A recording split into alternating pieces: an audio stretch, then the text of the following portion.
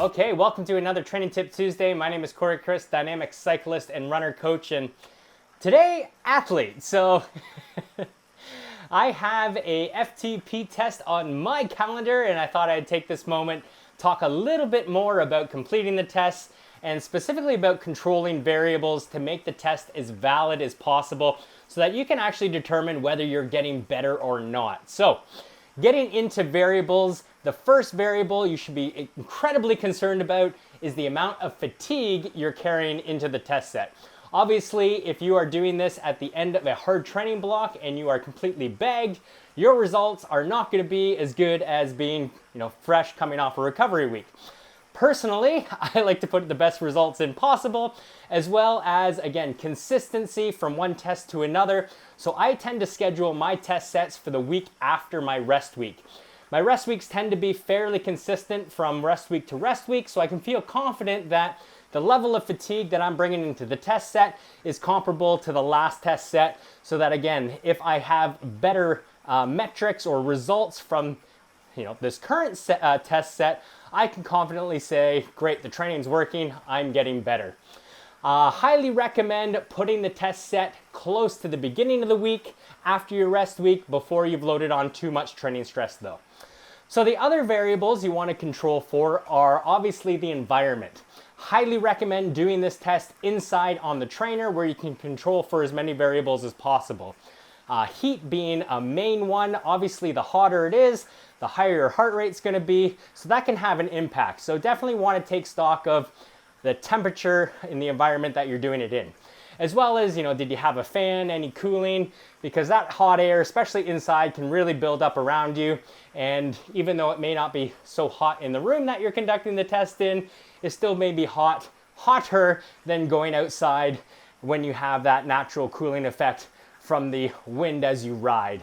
Now, if you do have to take the ride outside, that's completely fine as well.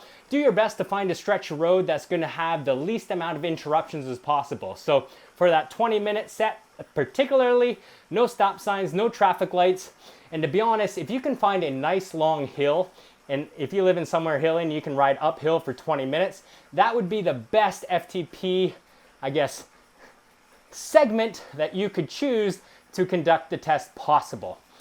Other than that, the last thing you might want to control for is the time of day you complete the test, as well as your hydration, nutrition going in. So if you're a morning person and you perform better in the morning, you might want to choose that. If you're better when your body wakes up a little bit later in the day, you may want to be consistent there. Or if you're more of a night owl, well, you can choose the evening. Again, timing of your nutrition and hydration is incredibly important. If you come into the test set, obviously, poorly hydrated, poorly fueled, you're not going to perform as well as if you are properly hydrated and fueled, and you time that, intake, that fueling intake, 1 to 3 hours prior to your test set. That'll give you the best result possible. Now, a couple of things while you complete the test that I forgot to mention last week. It is a test you should do seated in the saddle. If you do need to stand up, it should just be for those little quick adjustments, and then you're right back in lockdown. You are able to shift from the forward to the back position on the saddle just to switch up the muscle activation a little bit, but again, avoid prolonged standing periods. Also, if you're a time trialist or a triathlete, if you are down in aero position, you may be a little less efficient if you haven't been doing a whole lot of riding here, as well as it closes the breathing up a little bit. So you may see a decrease in performance going into a aero position. That being said, if you are training for a time trial and you want to set training zones because you're going to be doing intervals in the TT position, then you might want to be consistent in terms of testing in the aero position. But again, try not to mix it up.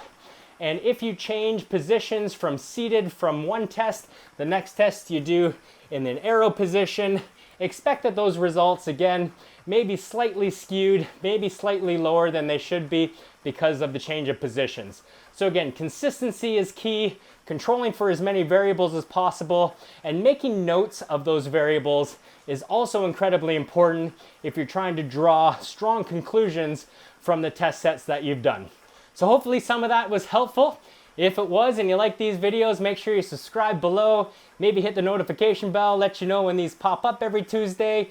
Give us a like, and happy training, happy testing. Okay, no more procrastinating. I better get into this. Here we go.